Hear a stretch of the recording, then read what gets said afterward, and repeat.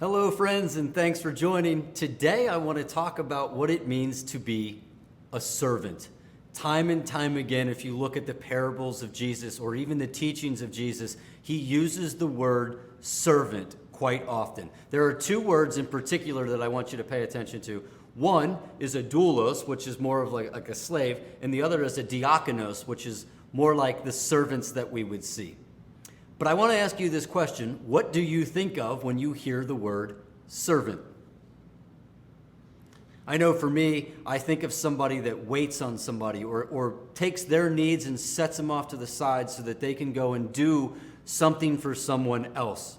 And I think about this, and time again, what Jesus is saying to us is, I desire servants.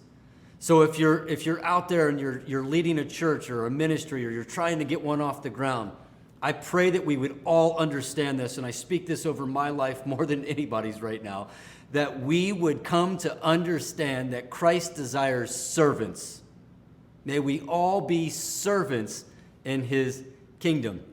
In John chapter 12, verse 26, it says this, "Those who serve me must follow me, and where I am, my servant will also be, and my Father will honor him."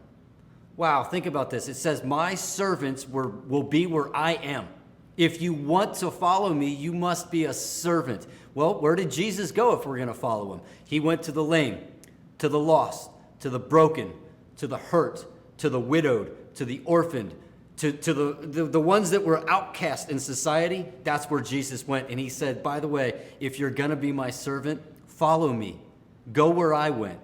1 John 2:6 says it this way, whoever claims to be in him must walk as Christ walked. It means we must go where Christ went. My word for today is to remind us all of what it means to be a servant. And I told you at the beginning there are two separate words. What Jesus says here is, whoever wants to be my diakonos, which that word in Greek would have meant a waiter, somebody that would have tended tables. And here's the number one thing I want you to hear. A diakonos was no good if they were seen. A servant in the days of old was someone who got in, got out, and didn't want any credit. So I bless us all in being servants. In fact, I bless us all in hearing Jesus' parable where he says this, well done, good and faithful servant. He's not going to care if we're an apostle, a prophet, a teacher, a pastor. He's going to say, well done, good and faithful servant. Thank you for tuning in. I pray that this word resonates with you. Now go and serve as Christ served.